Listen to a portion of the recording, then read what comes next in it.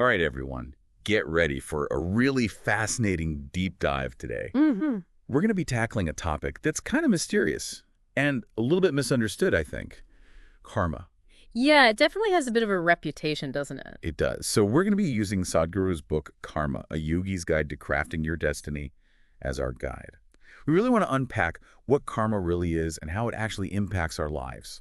I mean, you hear people tossing that word karma around all the time, but Right. I feel like most of us probably have some vague ideas about what it means, but there got to be more to it. Oh, there's definitely a lot more to it than most people realize. And Sadhguru really digs into that, like right from the start. He kind of challenges a lot of the common assumptions people have about karma. Like he starts by saying that most of us aren't even aware of what's actually driving our lives. It's like we're in the back seat of a car, but we don't even know who's behind the wheel. Ooh, I like that. So it's like we're not really in control. Not exactly. More like we're not even aware of what's controlling us. Okay, that makes sense.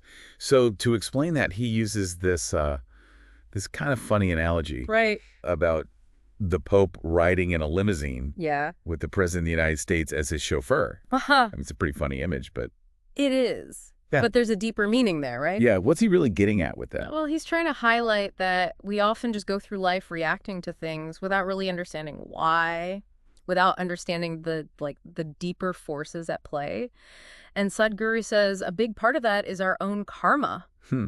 So karma is like this hidden chauffeur driving our lives. In a way, yeah. I always thought it was more about like getting punished for the bad stuff you did in a past life. Yeah, that's a pretty common misconception. Sadhguru's view is actually way more nuanced than that. It's not some external force that's keeping score and punishing us.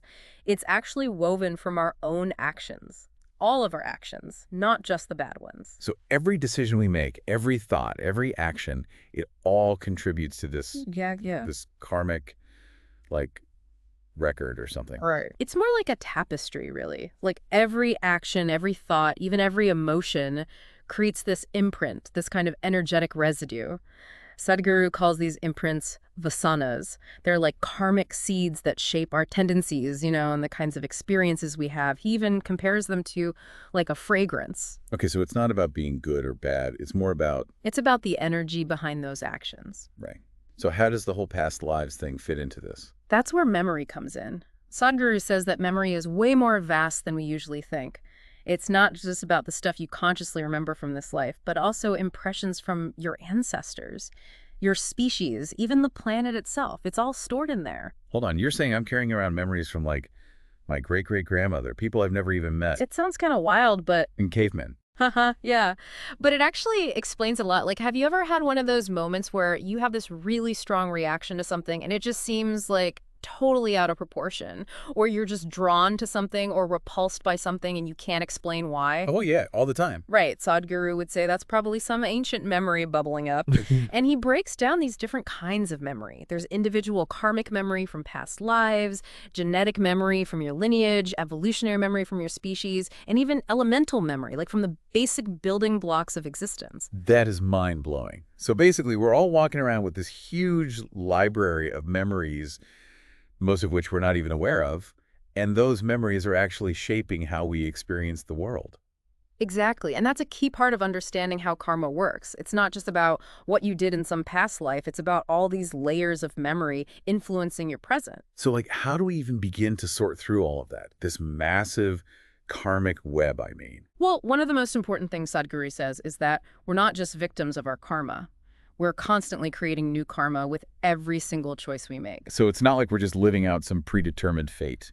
No, not at all. He really emphasizes that we have the power to change our karmic trajectory through conscious action and through awareness. So it's not just about what we do, but about how we do it. Exactly. He gives this interesting analogy about two accountants. They're both doing the same job, crunching numbers, right? But one of them is really passionate about their work. They find joy and fulfillment in the process. The other one is driven by fear or anxiety, or maybe they're just desperate for approval. Okay, I think I see where this is going. Same action, but a totally different energy behind it. Exactly. And that's what Sadhguru is getting at. It's the energy behind our actions that really matters, not just the actions themselves. So how do we shift that energy? How do we stop just like creating more of that same old negative karma? That's where things get really interesting. He introduces this concept called karma yoga. And it's not just about doing good deeds, like some people think. It's actually about transforming the way we act, shifting from a place of compulsion to a place of conscious choice. Okay, so break that down for me. What does it actually mean to practice karma yoga? He talks about three key aspects: karma yoga of the body, the mind, and the energy.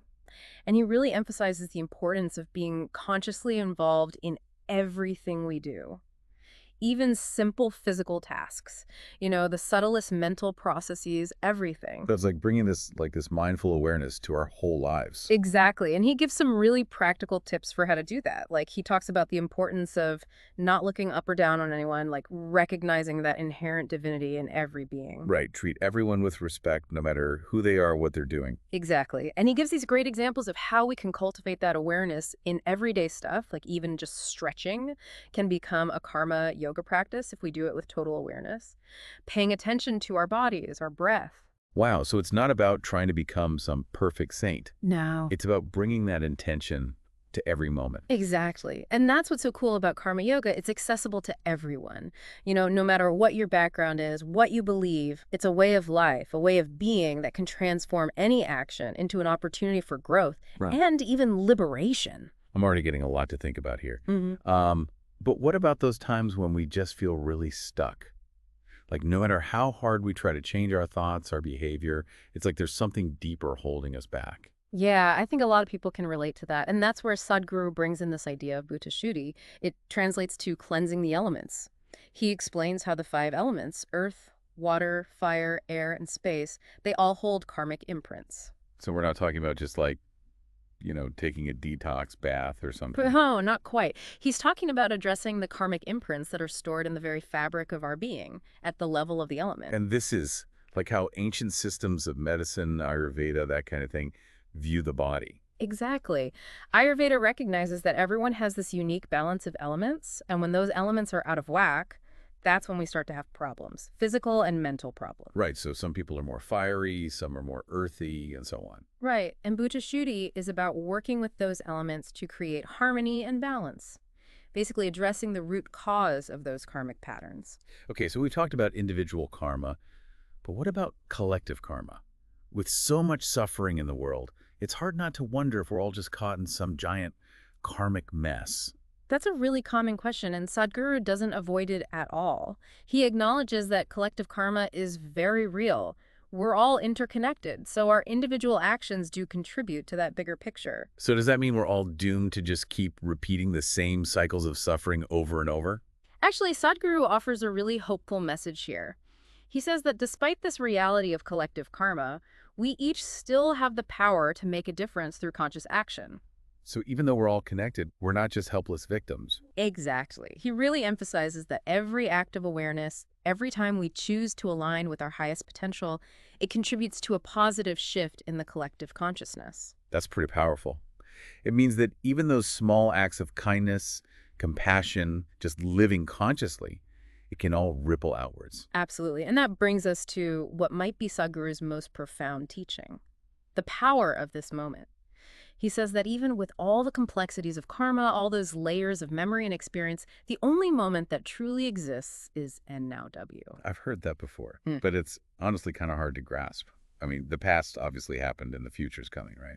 Sure, but Sadhguru would say that the past and the future, they only exist in our minds. They're just constructs. Memory and anticipation. The only reality is this present moment, this breath, this experience. So how does that tie into karma? Well, Sadhguru explains that it's our karmic imprints, those vasanas we were talking about, that actually create the illusion of past and future. They keep us trapped in these cycles of reaction and repetition. So it's like our karma is pulling us out of the present moment all the time. Exactly. But by becoming fully present, by dropping those stories we tell ourselves about the past and the anxieties about the future, we can actually start to break free. Okay, that makes sense, but it also sounds incredibly difficult. How do we actually do that? How do we stop our minds from just constantly pulling us back to the past or launching us into the future? That's where Sadhguru offers a whole range of practices and techniques, from really simple mindfulness exercises to some more advanced yogic practices. He emphasizes that it's a journey, not a destination. There's no one-size-fits-all approach. So we're not going to achieve some perfect state of like karma-free bliss overnight. Haha, Probably not.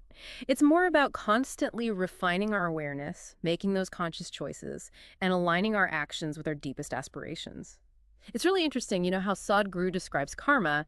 He uses this analogy of a warehouse, like a giant warehouse that's just packed with boxes and boxes of, well, let's call it karmic inventory. Karmic inventory, I like that. So each box is like a piece of karma. Yeah, exactly.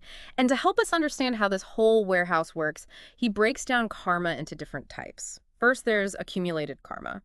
And that's basically like everything, all the karmic baggage you've collected, not just from this life, but from all your past lives, like that massive warehouse we were just picturing. Okay, so that's the whole warehouse. What about the stuff we're actually dealing with in this life? Right. So that's where allotted karma comes in. It's like the daily delivery from the warehouse, Hmm. the set of karmic patterns, tendencies that you're working with right now in this lifetime. Oh, okay. So it's like we get this shipment of karma at the beginning of each life, Yeah. and that sets the stage for all our experiences. Not exactly at the beginning. It's more dynamic than that. There's also actionable karma in the present. These are like karmic impulses that pop up in everyday life, urging you to act a certain way. So that's like those knee-jerk reactions I have sometimes, or when I feel like I just have to do something, even if I don't know why. Exactly. And here's the thing. How you respond to that actionable karma in the present, that determines what gets added to your karmic warehouse, for the future. That's actionable karma in the future. So we're not just living out our karma, we're actually creating new karma with every choice we make. Precisely. It's this constant dynamic process. And that's why karma yoga is so important. It's about becoming aware of those karmic impulses and choosing how you want to respond. So instead of just reacting without thinking, Yeah. we can actually start to steer the direction of our karma. Exactly. Shifting from compulsion to conscious choice. And a big part of that is shifting our motivation. You know how people talk about being leading to doing, leading to having, like you have to be a certain way in order to do certain things, and then you can have what you desire. Right, like that whole law of attraction thing. You have to visualize it, act as if you already have it, and then it'll just magically appear. Well, Sadhguru actually flips that idea completely. He says true fulfillment, it comes from acting from a place of inner wholeness, not from chasing external stuff. So it's not about doing things to get something. It's about doing things as an expression of who we already are. Exactly. Acting from a place of joy, love, compassion, those qualities that are already within us, not from a place of lack. That's kind of a radical shift, isn't it? Hmm. It makes me wonder how much of what we do is actually driven by a sense of lack, like trying to fill some hole inside. It's definitely something to think about. And this is where that idea of conscious involvement comes in again.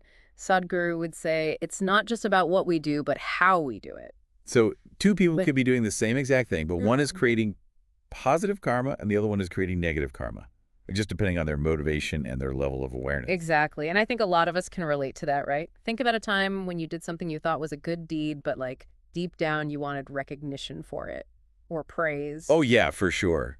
Been there. It's like on the surface, you're being all helpful and generous, but inside you're thinking, look at me, I'm such a good person. Right.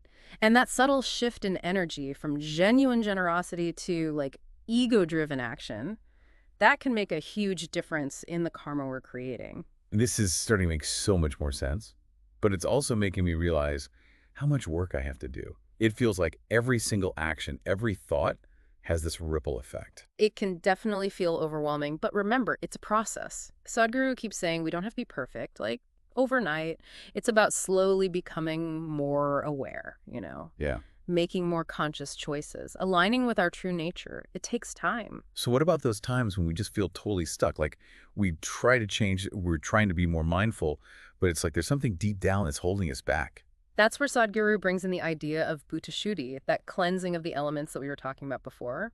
He explains that all 5 elements, earth, water, fire, air, and space, they all actually hold karmic imprints. Wait, you mean like actual physical elements, like the air I'm breathing right now has karma in it? It might sound a little weird at first, but think about it. Everything in the universe is made up of these 5 elements, right? Including us, our bodies and minds. So it makes sense that those elements would also hold karmic imprints. Okay. I can kind of see how that connects to the idea that we're not just these separate individuals, but we're all part of this big web of existence. Exactly. And bhutashuddhi is about working with those elements to cleanse those deeper karmic patterns. Sadhguru even relates it to, how Eastern medical systems like Ayurveda view the body. Right, like Ayurveda talks about how everyone has a unique balance of elements. Like some people are more fiery, some are more earthy, and so on. And when those elements are out of balance, that can lead to problems. Precisely. So Buddha Shuddhi is about addressing those imbalances, going beyond just our thoughts and behaviors to work with the very foundation of who we are. It's like cleaning out the karmic cobwebs from the basement of our being, not just tidying up the living room. Haha, I love that analogy. And Sadhguru says that when we do this work, it can have profound effects on us, physically, mentally, emotionally. This is making me realize that karma is way more complex and way more interesting than I ever thought. It's not just some cosmic scorecard keeping track of good deeds and bad deeds. It's this huge, intricate dance between our past actions, our present choices, and the very elements that make up who we are. It really is. And what's so empowering about Sadhguru's approach is that he gives us tools to actually participate in that dance. We're not just puppets of fate, we're co-creators of our destiny. And that brings us back to choice, doesn't it? Yeah. If we can become more aware of our karmic patterns and the choices we make, we can create a more positive future for ourselves, for the people around us, for the world. Absolutely. But Sadhguru doesn't shy away from some of the more advanced aspects of karma yoga. He even talks about samadhi, which is a state of deep equanimity and union with the divine. Samadhi. That sounds intense. Is that something regular people can even aspire to? Sadhguru says samadhi is actually our natural state. It's just that we've gotten so caught up in our thoughts and emotions, all our karmic baggage, that we've forgotten who we truly are. So it's not about achieving samadhi, it's about remembering it. Exactly. And he says there are so many paths to samadhi: devotion, service, meditation, even action itself. Oh, wow. So no matter what we're drawn to, there's a way for us to experience that deep peace, that connection. There is. And he even talks about Mahasamadhi, which is the ultimate dissolution of the limited self, that merging with the infinite. Mahasamadhi, that sounds like something out of a mystical text. It is. And he shares these stories of yogis who have attained this state. They're like glimpses into what's possible when we completely transcend those karmic limitations. One thing I've always wondered is, how do these really advanced yogis, the ones who are supposedly free from karma, how do they still function in the world? Like, do they still get hungry? Do they have relationships? Do they still have to pay taxes? It's a great question, and Sadhguru actually addresses that. He says that even these highly evolved beings, they sometimes consciously create karma to maintain their physical bodies. Like they're choosing to stay connected to this earthly realm for a reason. So they're not just floating off into some blissful void, never to be seen again. No, they're still here participating in life, but from a place of such freedom and awareness. Wow, that is fascinating. I wonder what it would be like to experience life from that level of awareness, to be free from that constant pull of our karmic patterns, Yeah. to act from a place of pure joy and love. It's definitely something to aspire to, and Sadhguru does offer a lot of guidance on how we can move in that direction, even if we're not, ready for Mahasamadhi just yet. Okay, so what are some practical things we can do to work with our karma, to cultivate that higher level of awareness? Well, he talks a lot about working with our energy bodies. He says our physical body, mental body, and energy body, they're all connected. And if one is out of balance, it can affect the others. So it's not just about changing our thoughts or our actions, Yeah. but about addressing the energy behind those things. Exactly. And he talks about how yogic practices like hatha yoga and kriya yoga, those can help to purify and balance those energy bodies. That makes sense. Yeah. I've definitely noticed that when I do yoga regularly, I feel more grounded, more centered, like I'm more in control of my emotions. Right. And Sadhguru also cautions against trying to manipulate energy without the right guidance. He says there are a lot of people out there claiming to be healers, but they're really just messing with people's energy without addressing the underlying karma. So it's not enough to just clear your energy. You have to do the deeper work of understanding and actually transforming your karma. Exactly. It's like putting a Band-Aid on a wound without cleaning it first. You might feel better for a little while, but the problem's still there. Ooh, that's a good analogy. It makes me wonder if some of those quick fix self-help techniques out there are actually doing more harm than good. It's something to be aware of, for sure. Sadhguru really emphasizes finding a qualified teacher or a genuine spiritual practice that addresses the root cause of our suffering, not just the symptoms. This whole conversation is making me realize that working with karma is a lot like peeling an onion. There are all these layers to uncover, and it's not always going to be pleasant. But ultimately, the goal is to get to the core, to that place of pure awareness and freedom. It is. And Sadhguru actually tells this story about peeling away those layers of karma. It's about a student who joined the National Cadet Corps. Okay, I love his stories. They always have these unexpected twists. Where's this one going? Well, this student is given a rifle, but it's way too heavy for him to carry. He complains to the commandant, but the commandant insists that the rifle is now part of him, part of his uniform. He has to carry it everywhere, even when he's off duty. Oh, that sounds terrible. What does that have to do with karma? It's a metaphor for how we get so attached to our karmic baggage that we start to identify with it. Like it's just an inseparable part of us. We complain about it, we struggle with it, but we can't seem to let it go. That's so true. It's like we get so used to carrying this heavy weight around, we forget it's even there. Exactly. And Sadhguru says through awareness, through conscious action, and with the right guidance, we can start to untangle ourselves from those burdens. We can learn to see the difference between who we truly are and all that conditioning we've picked up over lifetimes. So it's not about pretending our karma doesn't exist, but about seeing it clearly and choosing to respond differently. Precisely. And this brings us back to that idea of the power of this moment that Sadhguru keeps emphasizing. Okay, I'm ready to dive back into that. We've covered so much already, but I know there's still more to explore. Oh, there is. What's amazing about Sadhguru's teachings is that they're not just theories, they're tools. He offers all these practical techniques that we can actually use to transform our lives, to break free from those karmic cycles, and create a destiny that's aligned with who we really are. So it's not just about understanding karma intellectually, it's about experiencing it, living it, and ultimately transcending it. Exactly. And that's what we'll continue to explore in the next part of our deep dive. So last time, we were talking about how we can get so weighed down by all our karmic baggage, we forget it's even there. Like that poor cadet, lugging around that rifle everywhere. And that led us to this really interesting question that Sadhguru poses. What if the key to kind of untangling all that karma is to let go of the question, what about me? It's a pretty profound question, right? It really challenges how most of us operate in the world, I think. We're always thinking about ourselves, our needs, our desires, what we're afraid of. What about me? That's like the driving force behind so much of what we do. Yeah, I can totally relate to that. It's like the default setting for the human mind, I think.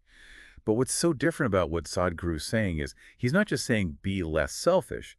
He's saying that self-centered focus is actually the root of our suffering, the thing that keeps us all tangled up in our karma. Exactly. And he uses this really interesting analogy to illustrate that. He talks about this courtesan, and she's adorned with all these really intricate jewels and chains. Oh yeah, I remember that one. Her clients would spend all night trying to undo those clasps. They're just mesmerized by her, driven by desire. And she was really good at playing that game. She'd keep them distracted, offering drinks, encouraging their obsession. She knew they'd wear themselves out just trying to figure out all the mechanisms of her adornments. It's such a good metaphor. It shows how we get so caught up in the complexities of our own desires, our own little me story, that we miss the simple solution. And the simple solution, Sadhguru suggests, is to just let go of that question. What about me? It's about surrendering to something bigger than ourselves, recognizing that we're not separate from the flow of life. I'm seeing how this connects back to the idea of the power of the present moment, right? If we're always caught up in our thoughts, our desires, we're never fully present to what's actually happening right now. We're missing it. Yeah, we're so busy looking at the map that we forget to experience the journey. It's like that story Sadhguru tells about those ancient explorers who set sail, convinced they were headed to the other side of the world. Right. And they sailed for months, years even, facing storms and hardship. Only to find out that the Earth is round. They were basically traveling in circles the whole time. It's kind of funny when you think about it, but also kind of tragic. It is. And Sadhguru's point is that we often do the same thing in our own lives. We get caught up in these cycles, seeking and striving, thinking that happiness is out there somewhere, when really it's right here, right now. And it's our karma, those patterns, that keeps us stuck in those cycles. Exactly. But he reminds us that we can break free. It might not be easy, it might take some effort, we might need some help, but it's possible. So how do we actually do that? How do we start untangling those karmic knots? Sadhguru says there's no one right way, Some karmic knots might just loosen up on their own with awareness, while others might need more specific practices, like yoga, meditation, or karma yoga, being of service. But it's like each karmic knot has its own little key, and you have to find the right one to unlock it. That's a good way to put it. And sometimes we need help finding that key, That's where the role of a guru comes in. Right, you talked about that before, that sometimes we need someone to help us see things more clearly. Exactly. A true guru, Sadhguru says, doesn't give you the answers. They help you to ask the right questions and guide you to the tools and techniques that work for you based on your karma. Like they're a guide through this dense jungle of your karma, pointing out the traps and showing you the best path to get free. Exactly. And in the end, Sadhguru suggests that it's actually grace that liberates us, not just our own efforts. Grace. What do you mean by that? He's talking about that force of love, that wisdom that's beyond our understanding, like a cosmic current. And when we align with it, things just start to happen. So it's not just about willpower and discipline, but about surrendering to something bigger. Exactly. Recognizing that we're not alone on this journey. There's something greater than us that's always supporting us, guiding us back home, back to who we really are. That's actually pretty comforting. Takes some of the pressure off knowing we don't have to do it all ourselves. It does, and it lets us approach this whole process with a sense of curiosity, maybe even playfulness, rather than just fear and struggle. Okay, so if we're going to sum it all up, what are the key takeaways here? What does Sadhguru really want us to understand about karma? I think it boils down to a few key things. First, karma isn't some fixed destiny we can't change. It's something we're actively participating in. Second, it's not about being punished for past mistakes. It's about learning and growing from them. And third, the real key to transforming our karma is to shift our focus, to move away from that, what about me, to a bigger awareness, an awareness that recognizes we're all interconnected. And that's where things like yoga and meditation and conscious living come in. They help us develop that awareness and make choices that are in alignment with our highest potential. Exactly. And as we do that work, we start to experience real freedom, a sense of liberation that goes way beyond our conditioning. We tap into that flow of grace. This has been such an amazing deep dive. I feel like we've only just scratched the surface of this topic. But it's given me a lot to think about, and more importantly, a lot to try out. That's what it's all about. It's not about just accumulating knowledge. It's about putting these insights into practice in our lives and seeing what happens. Who knows, maybe someday we'll all be sailing along on that sea of grace, free from those karmic circles. I like that image. It's a beautiful reminder that liberation is possible and that the journey itself can be full of joy and wonder and transformation. Thanks for joining us for this deep dive, everyone. We hope you found it as insightful and thought-provoking as we did. We encourage you to keep exploring, keep learning, and keep diving deep.